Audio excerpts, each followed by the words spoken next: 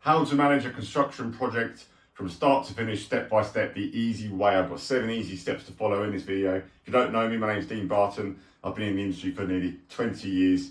I've built and scaled businesses, and I'm currently actively buying businesses now to grow them and scale them and exit them. So I've been around the block. So let's dig into the video. Number one, to be a really good project manager and run a really good successful project, you have to know the job. You have to know it inside out. And what do I mean by doing that? You need to know the drawings. And you'll be amazed that people just gloss over stuff. They don't really spend the time on it. But if you give yourself a couple of hours just to do what I'm going to go through today in this video, you're going to run a much better job, because preparation is the key to anything. Really good success principle. You need to know the drawings. You need to know the spec. Very importantly, people get caught out on the certain spec of jobs. You need to understand the spec inside out. You need to understand any contract and any client requests. You've got to know the job inside out. You might need to site visit. If you've not been there already, if someone else has estimated the job, you need to go and actually go to site visit, check it out, measure stuff, double check, triple check. Know the job inside out. Do not do anything before you know the job. Do not waste your time speaking to clients and speaking to subcontractors until you know the job yourself, because otherwise you're going to get caught in a massive spin tail of not knowing what you're doing and looking like quite frankly, an idiot. You've got to know the job. Then, number two, you have to know the numbers, which is part of knowing the job, but I've done it as a separate part because it's actually the most important thing. You need to know the numbers of the job.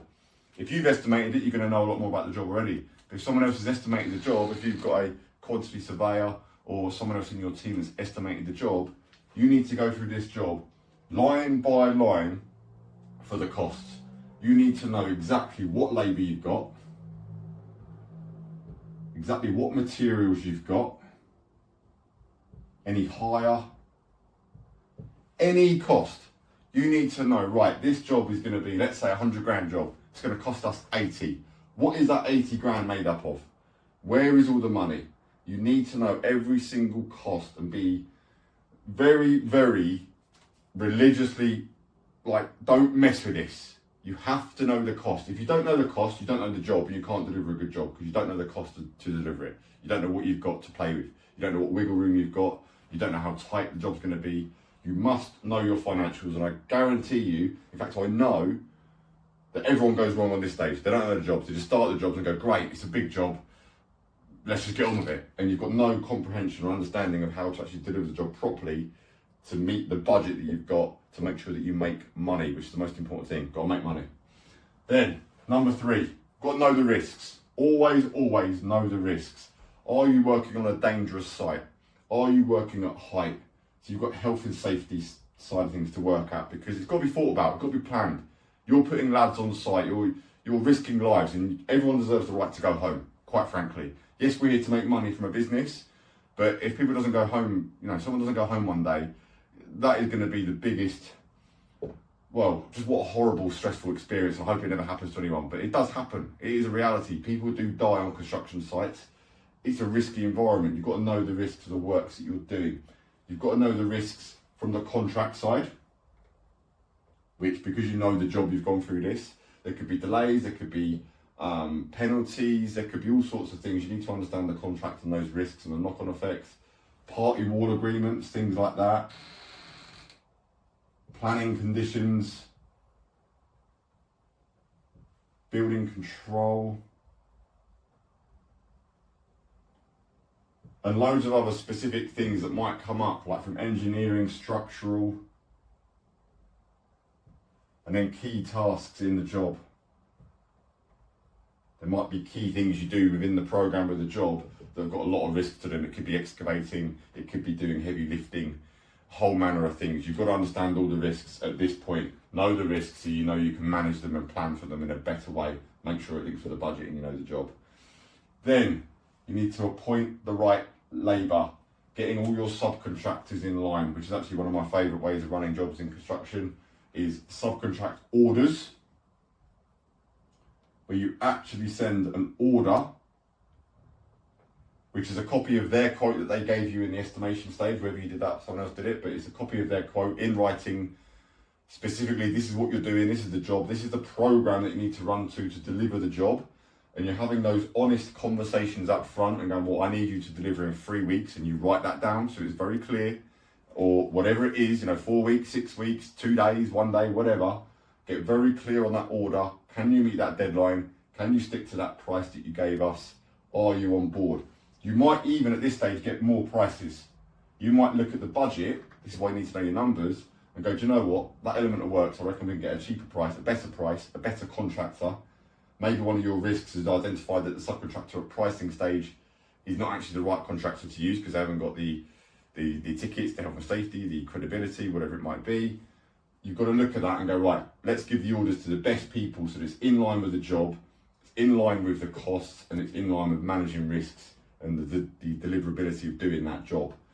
Getting all your labour on track is the most important thing before you step on site. There's nothing worse than starting a job not knowing who you're going to get to do this element. You've got an elephant in the room going, who are we going to get to do that? Who are we going to get to do that? And it happens a lot in construction.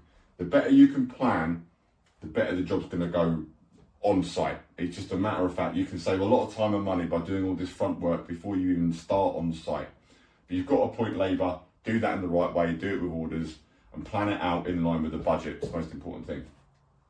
Then you've got to communicate. Communication is the key in this industry.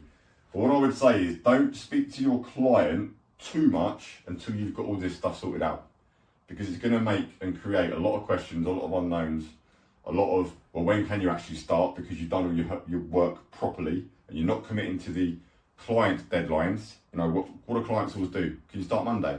And you say yes like a muppet and you haven't even thought about it, you haven't planned, you're in chasing your tail.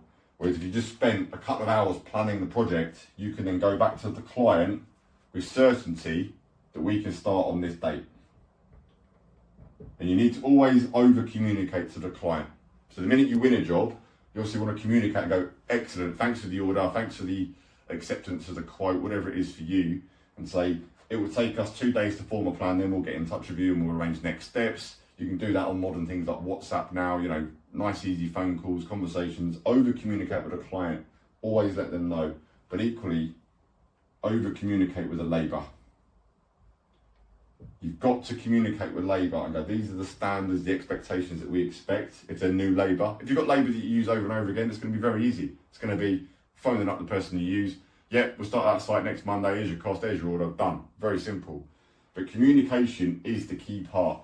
And I would communicate with every single person that's involved in this job before you start on site. So you've got some mental space to let go and relax that the job's going to be run okay. And yes, things change all the time in construction. You start on site, someone lets you down, you've got to take back an order, find someone else to move it. That's the industry, but that's the ongoing project management. This is about running it good from the start. But you'll never go wrong if you over communicate and get total clarity on what everyone's doing, all their costs, their program, and how that's going to look. Then, number 6, you have to track. Once you've started on site, and once you start spending money, you've got to track it. You need to have a document set up that you can track every single penny you spend associated with the job, and making sure and ticking off that it's in line with the budget, because you know your numbers. If you order £50 worth of health and safety kit, that needs to go to the job because you're using it for the job.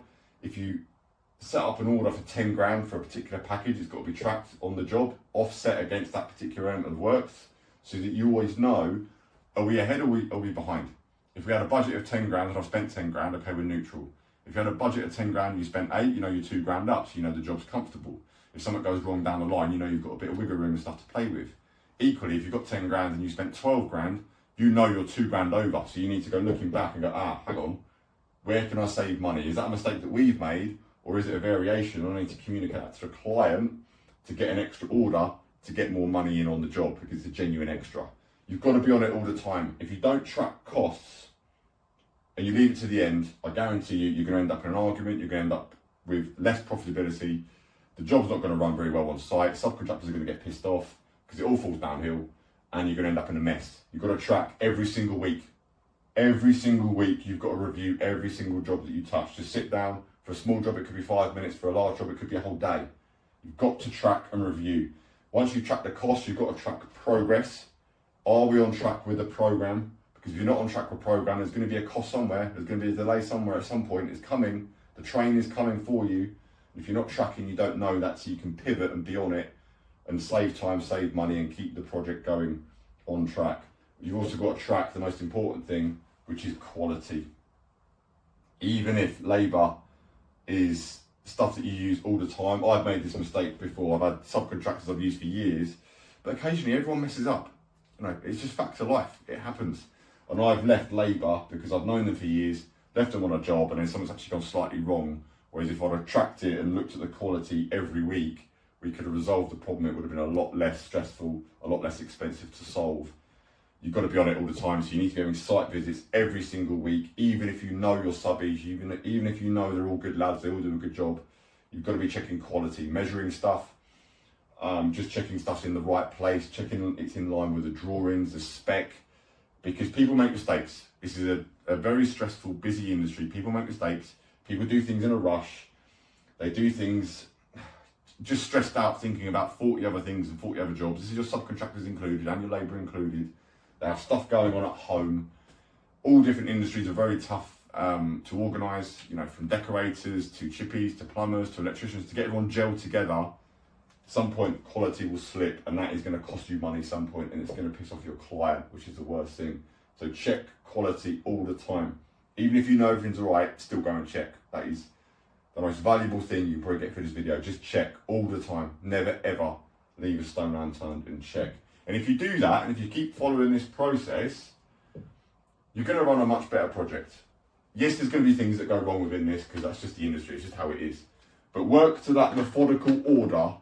Don't start until you do these steps and track that through. Tracking is the big one. I know that most people mess up on knowing the numbers and tracking. If you do that and follow that process, you're going to run much nicer, easier construction projects. Your customers are going to be happier. Your labour is going to be happier to work with, because it's all just clear and transparent. Everyone knows what they're doing. Life is just so much easier. So, hope you like that video, guys. I've got a podcast below this video. There's a link there. You can listen to it on the go, full of practical, really decent, real. I say it how it is on the podcast. I'm quite abrupt and blunt on the podcast. If you like that style, check it out, and I'll see you on the next video. Bosh.